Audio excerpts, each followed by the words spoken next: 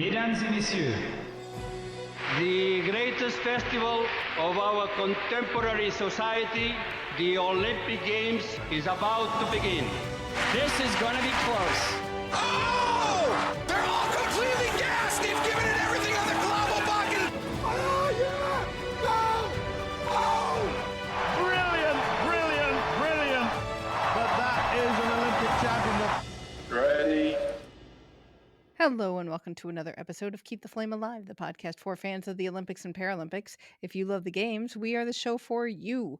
I am your host, Jill Jaracz, joined as always by my lovely co-host, Alison Brown. Alison, hello, how are you? Bonjour. Bonjour. That's about all I remember of my French. It's an excellent bonjour, though. Thank you. And I know you miss saying that to everybody. I do. I do. That's such a nice thing that the French do that. You know, before we went, we read all the things and we were trying to learn some French and we wanted to be, because we were going to be there such a long time and having to work, we wanted to be prepared. And everywhere, you have to say bonjour, you have to say bonjour. And they made it like they were going to come and hit you if they didn't with a baguette. But it became such a lovely thing. Where Right? whenever you went in somewhere, you just said bonjour. It was just a pleasantry that made everything a little nicer. Yes, exactly. Like connected you with somebody, at least. Even if they were like, I'm playing with my phone. You say bonjour. Oh, bonjour. You know, I get it. I'm the old person now. You have to respect your elders, but that's okay. I will take it. So this week is Happy Canada Day to our Canadian listeners. And How do you say that in Canadian French? Happy Canada Day. Oh my gosh, I cannot believe you just said that. The only thing you could have done to make that worse is throw an A on the end of that. Well, I wanted to sound like one of those Quebecois lumberjacks. That's what I was going for. Well, listeners, if Alison has been successful in becoming a Quebecois lumberjack, let us know. But Canada Day, it's also 4th of July, Independence Day for Americans. So we are doing a little bit of a break from the normal interview show. And because we are about a year out from Paris 2024, we wanted to see what's been going on since then in terms of legacy. But, let's start with the money, because I love that the most. We do love the money. And we keep talking about organizing committees playing fast and loose with the numbers. We spent this, but then the state spent X number more. Right. But I actually think this was pretty good numbers. So far. So France's national auditing body, the Cour des Comptes, released initial estimates on June 23, saying the games cost French taxpayers just under 6 billion euros, and that was about $6.9 billion. Games organization cost 2.77 billion. Security took up about half of that amount, so it cost about 1.4 billion for security, including 30,000 police officers and gendarmes that came in from around the world, some who had their canines. I was going to say some that brought their lovely dogs. And luckily, they had not much to do besides patrol, it seemed, and trade patches with me. Did we tell the West Side Story police story? I don't know. That's right. I forgot about that one. So one night, as you all remember, we always had to stay at the media center very, very late. So this was probably 2:00 in the morning. We would cross the street from the media center to where there was a hotel, because there was always a security guard outside the hotel, and wait for our taxi. Right, because I believe it was one of the Olympic family hotels. It was. So we felt safer there. And also then we had a very exact address to give our driver. And one night there were two groups of police officers crossing each other. One, I think, was Paris police officers, and the other, if I remember correctly, was like a French state police. Yeah. And they crossed, and I just started humming the music from West Side Story, like we had two rival gangs coming out of each other. And we're looking around, yeah. It was very West Side Story. It was great. In terms of infrastructure, projects linked to the games cost another 3.198 billion. And according to Deutsche Welle, DW.com, the president of the Curticamp, Pierre Moscovici, said last year that the games would cost anywhere from 3 to 5 billion. And the quote was 3, maybe 4, 5 billion euros. Just like that's not a whole lot of money anymore. Tony Estanguet had questions about these numbers. He was not happy, apparently, because he said through its methodological choices, the Cour has in fact declined to examine the only question that would meaningfully inform public debate. How much public money would have been saved if the Games had not been held in Paris? He wrote in some comments attached to this report. He also said it's undeniable that this amount would be far less than the 6 billion currently cited by the Cour. The organizing committee, as it already stated during the contradictory procedure, estimates that this figure does not exceed 2 billion euros, while the expected economic benefits of the Games are said to represent 3 to 5 times that amount, he added. The organizers also said the Curticamp attributed some spending to Paris 2024 that was for unrelated projects that started before the Games. It kind of sounded like, oh, before the Games were organized, but you started these projects and just slid that money over into our responsibility. I thought that was very interesting. Well, that's the fast and loose on both sides. Right. We're going to make it seem like these were more expensive, but that audit doesn't tell you, like Tony Estanguet says, how much money did you make because the Olympics were there? So not only is what would you have spent otherwise, because the summer is travel season, so you always up your security, you always have more trains, you always do certain things. And you had a lot of people there spending a lot of money that you may or may not have had. Right. And you've been planning for a clean Seine since like the 1980s. So are you putting all of the money tied to the infrastructure project onto our budget and saying it's our fault? I don't know. So the auditing body plans to release more details in October and a legacy report in 2026. But so far, it seems like these were kind of on track for what they anticipated spending. The IOC also released its annual report and did estimate economic impact, and they think it's about 6.9 billion to 11.1 billion euros of economic impact. And when the organizing committee released its report, everything was better than their final budget had anticipated. Yes. More tickets, more hospitality packages, less spending in certain areas.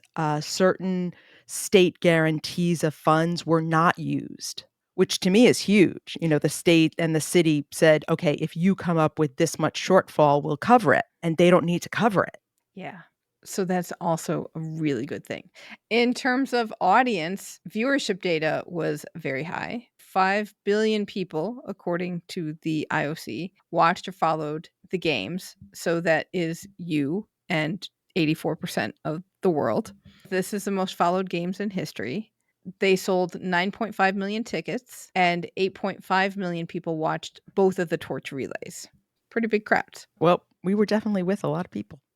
We were with a lot of people, and that was one of those where it felt like they needed to drum up excitement in France, because remember, everybody in France was like poo-pooing the Olympics and going, oh, that's not, it's going to cost so much money, it's not going to be a success. And then of course everyone got excited about it once they were there. Well, on that organizing committee report, they talked about how the night of the opening ceremony, how right after the opening ceremony ended, there was a rush on tickets. Oh. That night, all of a sudden, the sale of tickets that were still available, both for the Olympics and especially for the Paralympics, because there were still a lot of Paralympic tickets that hadn't sold in the next 24 hours. So it was like the French were waiting to see if this would be worth their time. And then they decided it was. Right.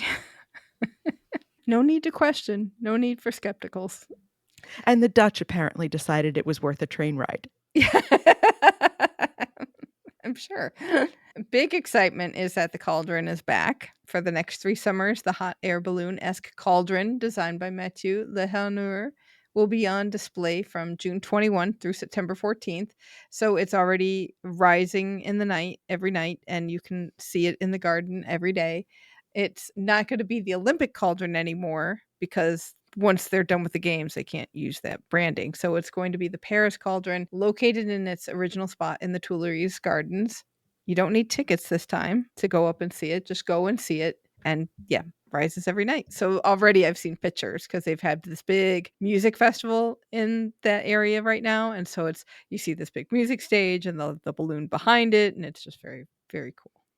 And so much of the Tuileries was roped off during the games. We couldn't see a lot of it. And even if you could see it, it wasn't set up for public consumption, like as we peered through gates and things. So I can't imagine how beautiful this must be. Yeah. And again, another one where they did not expect the popularity that this item had. Just the number of people that just loved seeing this and being by it and taking pictures at night. You would be far away and people would be taking pictures across the river because you could see it all through the sky. I mean, we must have been walking home from dinner one night when it was going up, and all these people were standing on the bridge or one of the bridges and just watching it and oohing and eyeing like little kids. Uh-huh. And this wasn't the first night. This probably was, at least a week in, and people still got excited about that cauldron. It was a really good cauldron. Long, long torch lighting, but a good cauldron. Good See, cauldron. but we forgot that already. That is gone. That is Yeah. You know why? Because I was standing out in the rain. okay, fair enough. I was sitting there with a cocktail with Book Club Claire, so we were having great time. It was a long, long lighting. Legacy in terms of venues. Let's look at some of the facilities. So first we have Porte de la Chapelle, which, as you and I know, within 48 hours, it was already back to being the Adidas Arena or Adidas Arena. That was a host for badminton, para-badminton, rhythmic gymnastics, and para-powerlifting. It now is a concert and event venue. So the Badminton World Federation World Champs will be there in August. They have concerts booked into 2026 already. So if you like the Kings of Leon or Dropkick Murphys or Disney on Ice or US college basketball, this was really bizarre to me. So I guess some teams go over and play. They're going to have Duke versus Baylor and Vanderbilt versus Cal Berkeley. And then the Paris City basketball team is also supposed to be there. There are supposed to be 2 adjacent gyms for public and local schools, but I couldn't figure out anything further about them. But this was a venue. It was a nice venue and it was a good size. It was a good venue. It had very good transportation to it because it had the line. It had several train lines that stopped right there. Yes. So it makes it a good spot for the city people to get to. You Yeah. didn't have to drive to it. Yeah. So that is a good venue. And very cool toilets. Oh, were those the metal ones? Those were the metal ones. Oh, those were cold in the summer. The Le Bourget climbing site that you went to. Yes. You got to climbing. That did not have a good train line out to it. No. But the warm-up and isolation gym that's in Noisy-le-Grand, France, at Gymnase Marie Paradis, which is named after the first woman to climb Mont Blanc. It is now the Le Bose Climbing Club. That's BOSE. And it uses the climbing installations from the warm-ups and isolation area. So that's all there. It opened in September 2024, had its first competition in November. The club has over 115 members, and they have classes for beginners of all ages. So that turned into a regular facility in a club. According to the International Federation of Sport Climbing, the holds, macros, and volumes that made up the routes on the competition walls, they went to Jordan, South Africa, Australia, and El Salvador. And they will be used for clinics, competitions, workshops, and development programs. That's interesting how things get divvied up sometimes. Well, all of those places are pretty hot. And we know that these elements can survive in the blazing sun.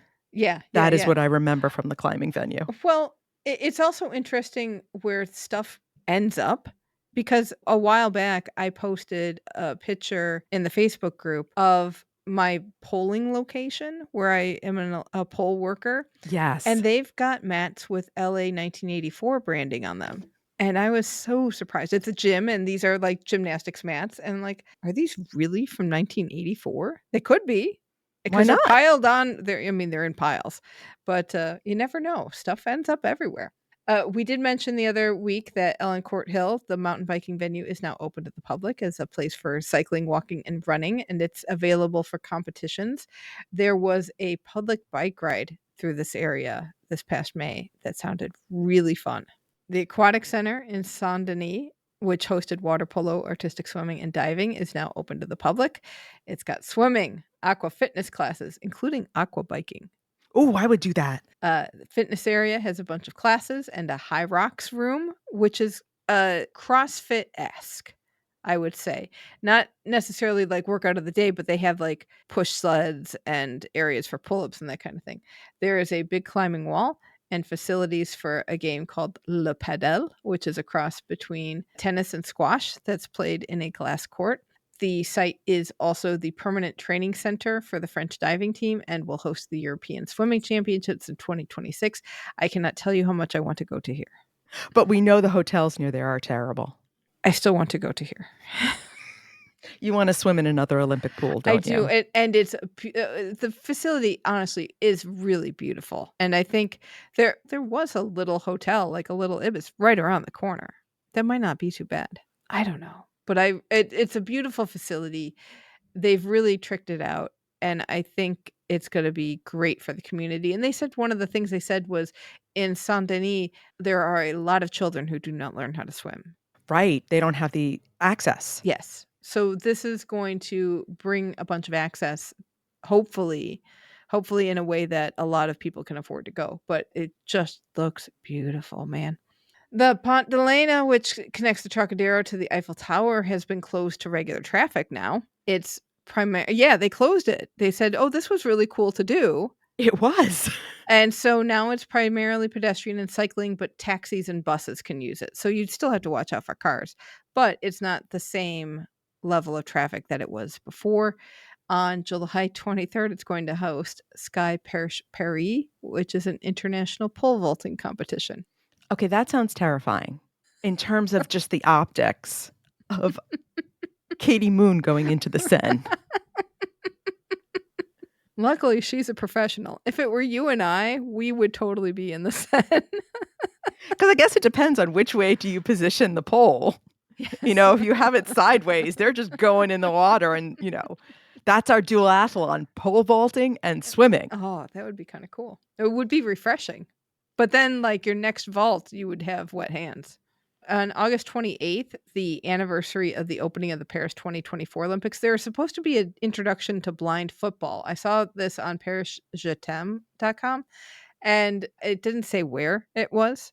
But it's nice to know that they want to make blind football more popular, especially since France won. And the French just embraced it. I mean, remember how loud it was outside this when we were walking around? Yes. We would hear, oh, there's a blind football game going on. Also, Paralympic legacy. In February, a facility called Le Prisme opened in Bobigny in the Saint-Denis department. It's an inclusive fitness facility for the public. They've got courts that have lines for handball, 3x3, futsal, volleyball, and badminton. There's a dojo. There's a fencing hall with 6 strips. There are group classes, a bocce room, a huge climbing wall room, weight room, and a swimming pool with aquatherapy. Plus, it has a parasport research and development center and another sport research area with a 50-meter track. And one of the Agitos moved there.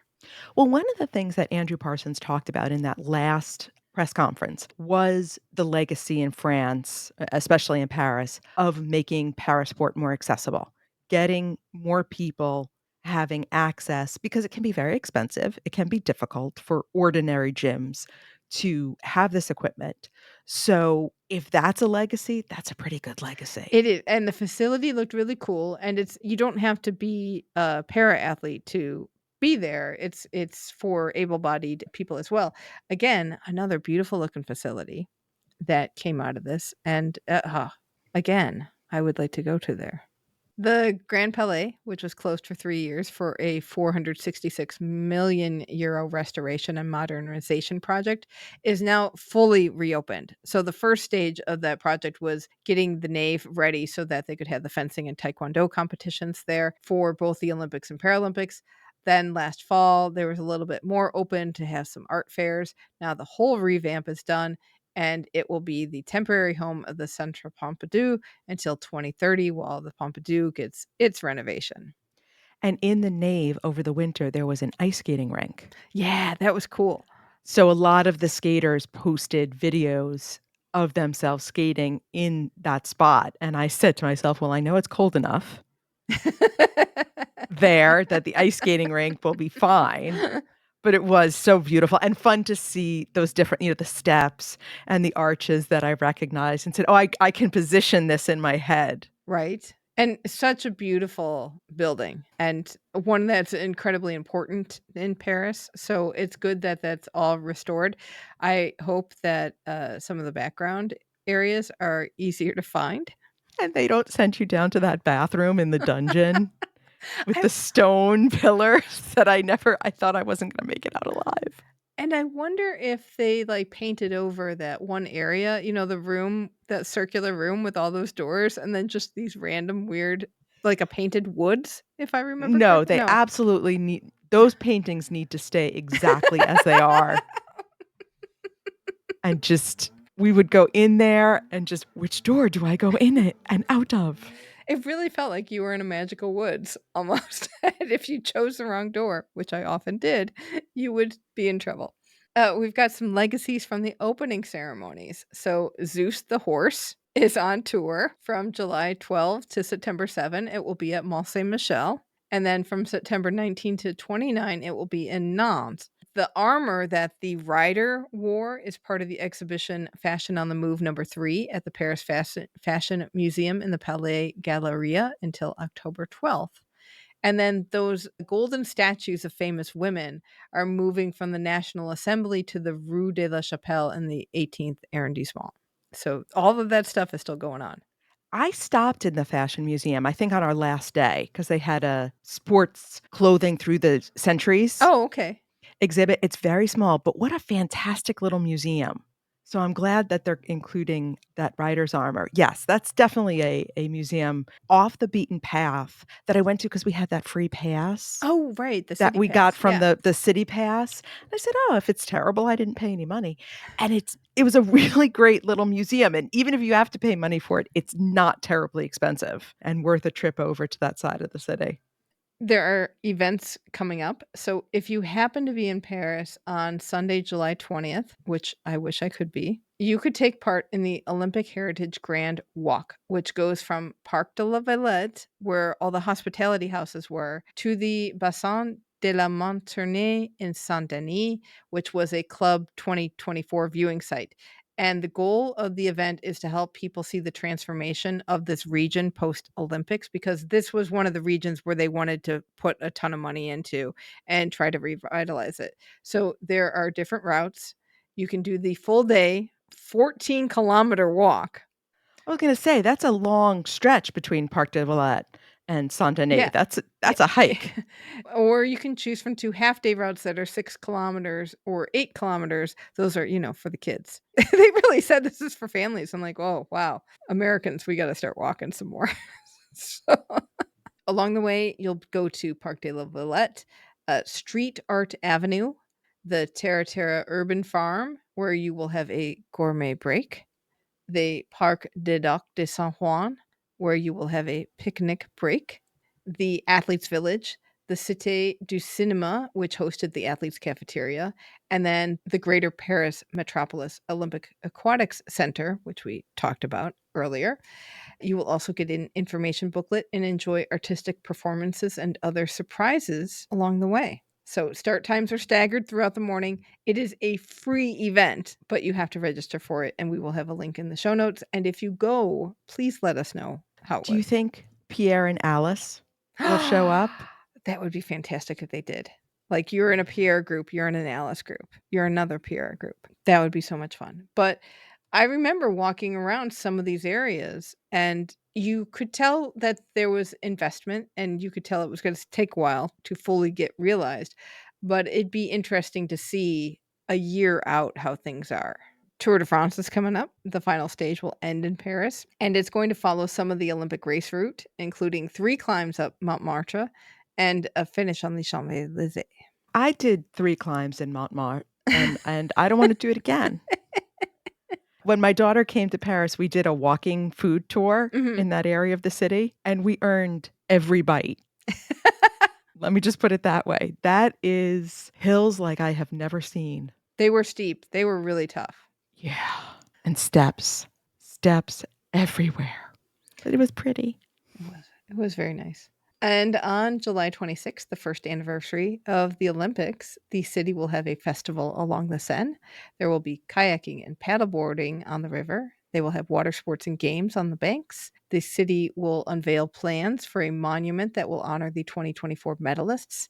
And in the evening, there will be a giant free open air karaoke session on the Place du Châtelet to sing the songs they played during the games. Would that be all Champs-Élysées? I am positive of that. And probably Sweet Caroline. And what was that other one? Oh, Freed from Desire. Oh, yeah. I think I have a Spotify playlist. We do have a Spotify playlist of lots of things we kept hearing over and over again in every venue. Because for us, we were seeing events every single day, all day long in different venues. So we kept hearing the same songs. It's like when you work in a store and they have the one Christmas tape that plays over and over and over. Normal people don't have the music experience that we did. I mean, everyone talks about hearing Champs-Élysées and Freed from Desire. But man, every time I hear that Champs-Élysées, I'm like, it gets me right back there. I'm like, oh my goodness, there I am again. That it does. And yeah, we heard everything multiple times a day. But then if we went back to the same venue, we also saw the same entertainment over and over again. The same little halftime show with the brooms. Yes. But you never saw the Can one, you said. I don't think so. I don't think I saw the Can one. I saw the Can one several times, or those creepy films of the 1924 pictures reanimated. Right, where they were singing like AC/DC. Looking back now, what sticks with you the most, do you think? Like when you think about it, what's the first thing that pops out to you? Because I'm sitting in a heat dome right now in the Midwest. The first thing that sticks out to me is me wandering around Place de la Concorde, not knowing how to get back to the media center so that I could retrieve my computer.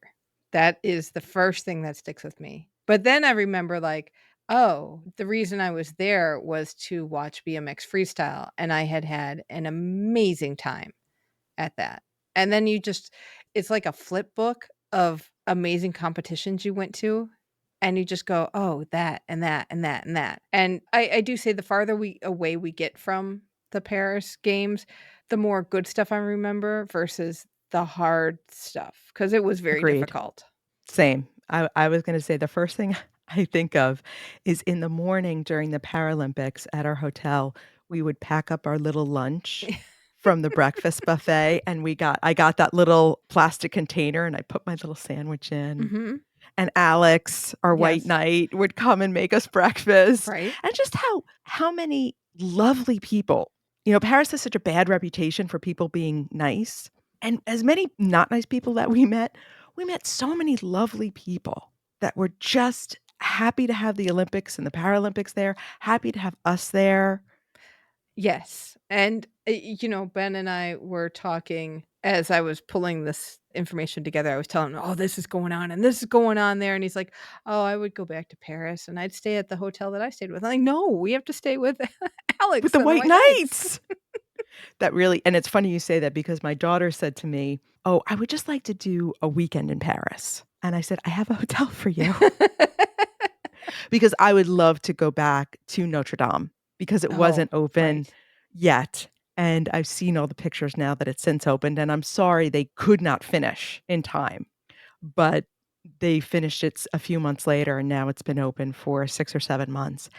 And what a gem. What an absolute gift to the world Right. that rehabilitation has been. And the Bell from Athletics competitions went there, which is really cool to think that there's another legacy that sticks around. It was such a unique element of the games. and then that gets me on the flip book of all of the little French touches that they had, with the trois coupes every night, every session. I And remember how confused we were at first, like, "Why is this happening?" right? And then it just became so important to us.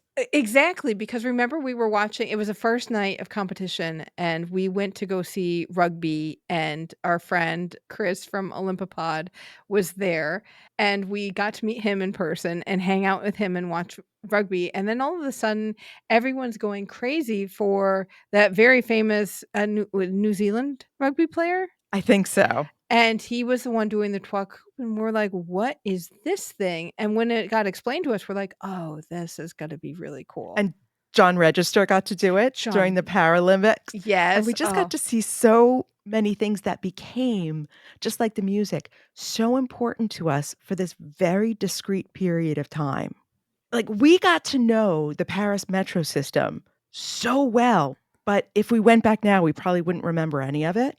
right, because it was all very much on a on a need to know basis, and you had to, like, fill your mind up and empty your mind very quickly with, "This is where I go," like, there's so much information we have to process on every day you're going to a new office, basically. So you had to figure out where all of the doors to the offices are and how do you get in and where is security and how much security are you going to need to go through, like, what are they gonna do to you here? And or not do. Like, both times I was out at Versailles, it was just like, "Yeah, you got a backpack, okay." What are you gonna do? Shoot the horse? You're fine. Right? So, I mean, there was so much to learn, and everything that we really experienced is now gone in a way. You But may not, yeah, because it's still Paris. It was still very Paris. right. And you could go and see events at the places where you saw events, but they're not gonna have it's just all of the it was a very special moment in time. And we'll get to go in the front door. No, you don't no, you can't use this door. Keep walking. Keep walking. And speaking of Pierre, and speaking of that round room, that is where I met Pierre. Oh, okay. Remember, I was at Yeah. fencing and I actually "Hi, Pierre," and he was just like, "Don't even."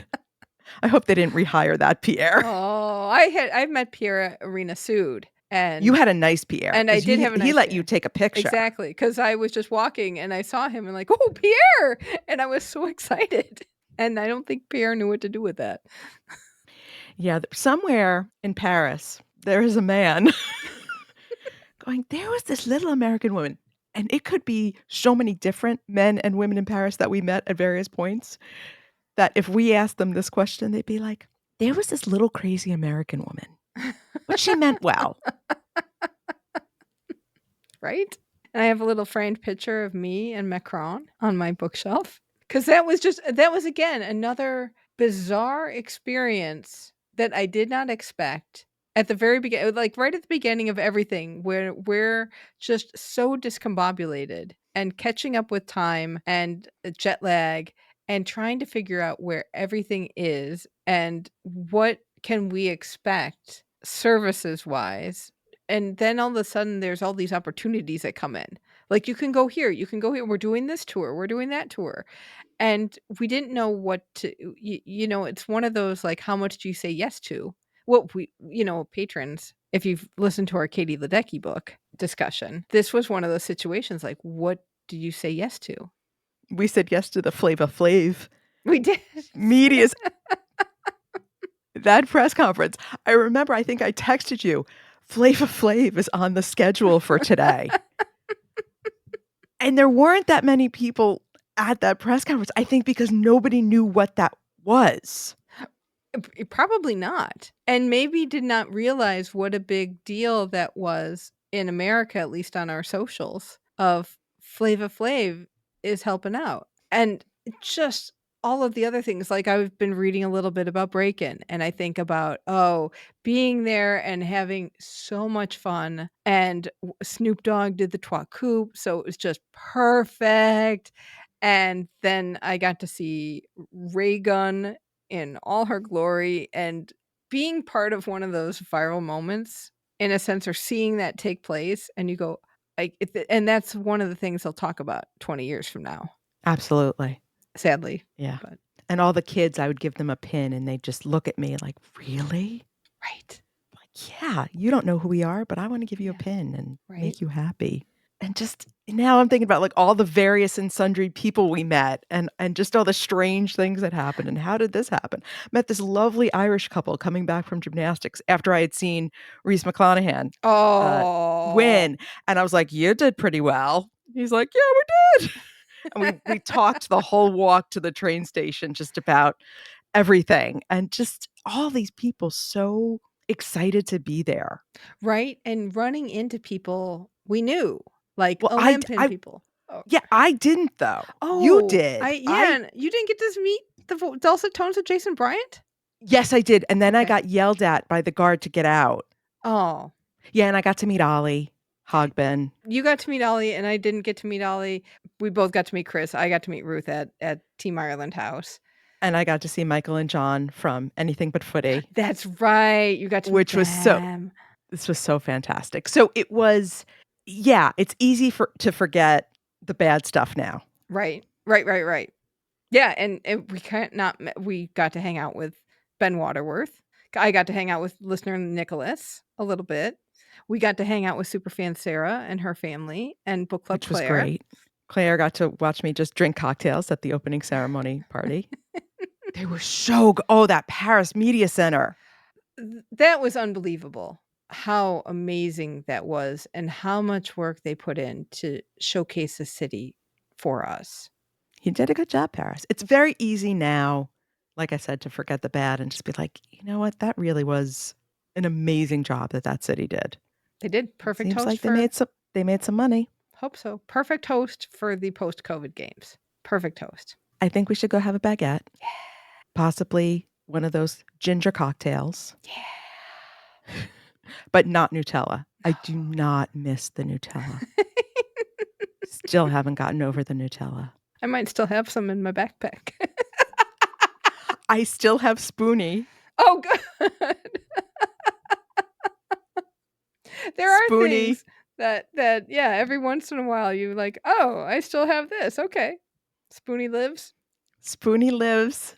She's still wrapped up in a little blanket of a napkin from the media center, tucked safely, ready for its next French yogurt.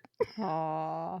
But yeah, Paris, you did a good job. So if you have memories of Paris, we want to hear all about them. Definitely. Because so many of you went, and it was great to talk with everybody on the Facebook group and everybody who watched at home. When they can tell us about it? On our anniversary party. On our anniversary party. That is right. Our 400th show anniversary is coming up. We will have a big party with anybody who wants to get on with us. We will be taping on Monday night, July 14th from 8 to 10 p.m. Eastern time in the US. The link to get to our recording studio is tinyurl.com/400party.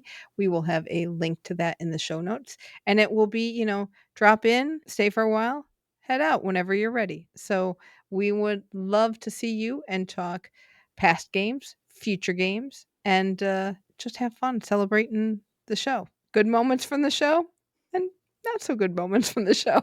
I'll bring Spoonie. That sounds good. All right. That is going to do it for this episode. Let us know what you think Paris 2024's legacy is.